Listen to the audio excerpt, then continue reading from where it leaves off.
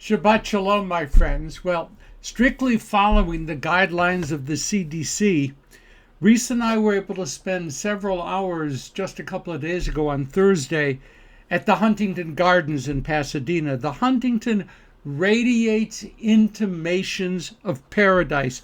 Japanese gardens, Chinese gardens, and an incredible array of desert settings. A meandering pond surrounded by lilies and filled with koi and with turtles, and those roses, glorious, multicolored, incredibly diverse roses. Matching its vastness, the Huntington is blessed with a special kind of silence, a silence enriched by the honking of geese and of the happy shouts of kids and the rustling of palm branches. And now, today, everywhere you look, there are signs of spring's arrival. Buds bursting open, blue skies still studded with scattered rain clouds, the brooks and streams splashing their own songs of renewal. We had a great time. Hope. We were being told on Thursday in every possible way that it is all right to hope. Maybe in a few more months, herd immunity, money flowing into our battered economy, vaccines arriving in ever-increasing numbers. The losses we have suffered will not be erased by birdsong. The sick and the dying still demand and deserve our attention.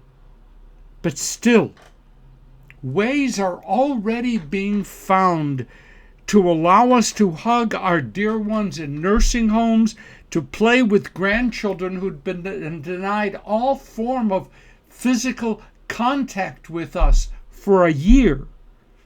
The tasks of rebuilding can appear to be overwhelming right now, but still, hope still appears on increasing numbers of horizons. So, with a sense of joy and of hope, we turn to the final two sedras of the book of Exodus that will be read this Shabbat, Vayakhel and Pekude, Exodus 35:1 and following. The mitzvah for this weekend is clear. It's siyum time, completion time for us. My students on Saturday morning will see me toast them on Zoom with a paper cup with a little bit of slivovitz in it, and maybe some pickled herring or gefilte fish. We will have completed our conversations with the book of Exodus, so next week we will begin our encounters with Leviticus. So to our text. Aviva Zornberg challenges us this week to look at the role of fire in Judaism. Think for a moment of all the ways that fire has been woven not only into the Torah's narrative, but into Jewish life writ large. What comes to your minds when we speak of fire in Judaism? The burning bush, the pillar of fire, the fire on the altar, the fire that consumed two of Aaron's sons.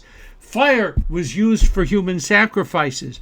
The golden calf emerged out of fire. It was built out of gold and fire. Fire declares God's presence in the tabernacle. God is called an all-consuming fire. Shabbat and Yom Tov and Havdalah and Hanukkah candles, Yortzeit candles, fire as a symbol both of love and of lust, and of course, fire as involved as a descriptive of Gehenna. Fire allows us to work with metals and to heat our homes. Fire is generative, even as fire brings us to death, and then annihilates all sign of death. Fire stirs deep meditation and provokes desperate fear. Fire is cleansing. Fire is truth. Fire is hatred. Fire destroys and fire makes civilization possible. Fire changes everything. Our Sedra begins with laws of Shabbat and then moves swiftly to a review of the technical tasks involved in constructing the Mishkan, the Tabernacle. The Mishkan is in so many intriguing ways connected with Mount Sinai, the mountain of revelation. God manifests the divine self in both. Moses' approach to the Holy of Holies at the inner core of the Mishkan has been compared by my teacher, Dr. Tamar Eskenazi, to the process of his ascending Mount Sinai. Though one is a vertical approach and one is a horizontal approach. But the approach to God in either setting is fraught with danger. The approach to God in either setting is rich with the possibilities of truth and of inspiration. Heaven and earth both touch at Sinai and in the Mishkan. Now, our Sedra wants us to see Shabbat and the Mishkan side by side as both deeply connected and deeply contrasted.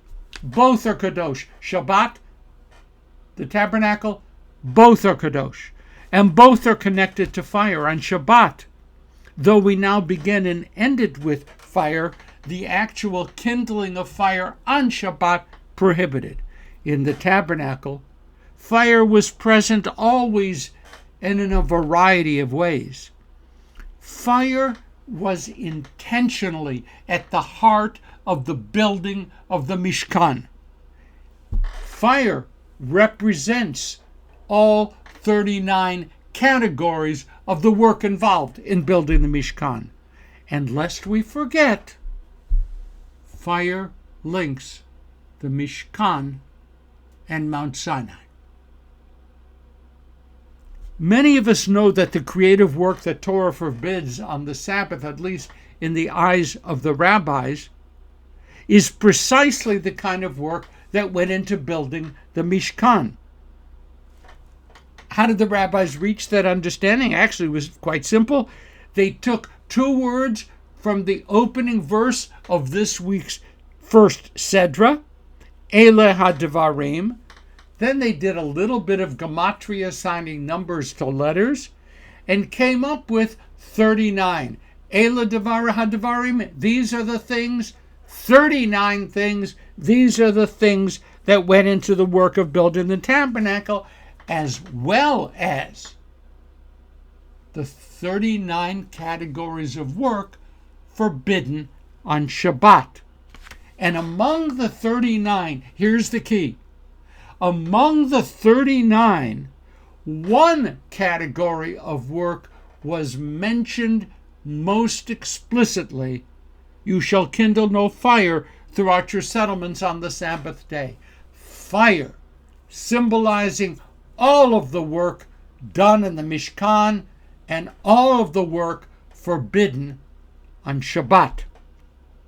So, is the Mishkan anti-Sabbath? Some would have us think so. Heschel famously called the Sabbath a sanctuary in time. Quote, Judaism teaches us to be attached to holiness in time, to be attached to sacred events, to learn how to consecrate sanctuaries that emerge from the magnificent stream of a year.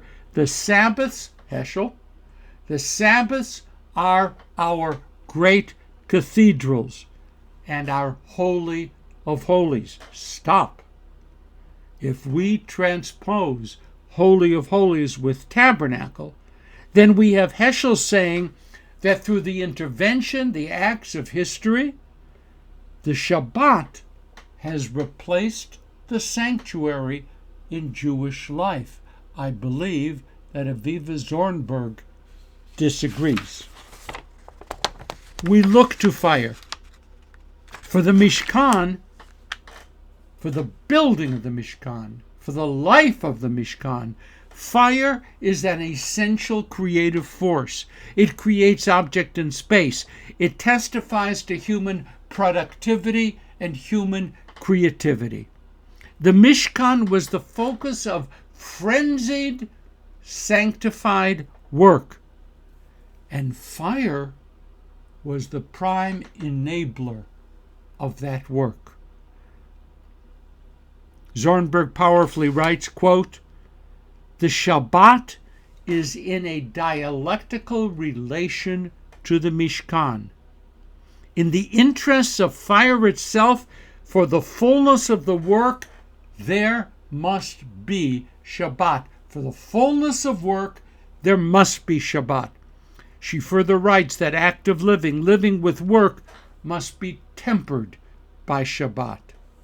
Shabbat is a palliative for 6 days of productivity. Shabbat nurtures opportunity for reverie, for regeneration, even as the other 6 days offer endless opportunities for growth, for creativity, for self-fulfillment that Shabbat does not offer. And the 6 days of work give us confidence, give us agency, give us a unique place in creation as God's partner. We can build places, we can build societies fit for the presence of God.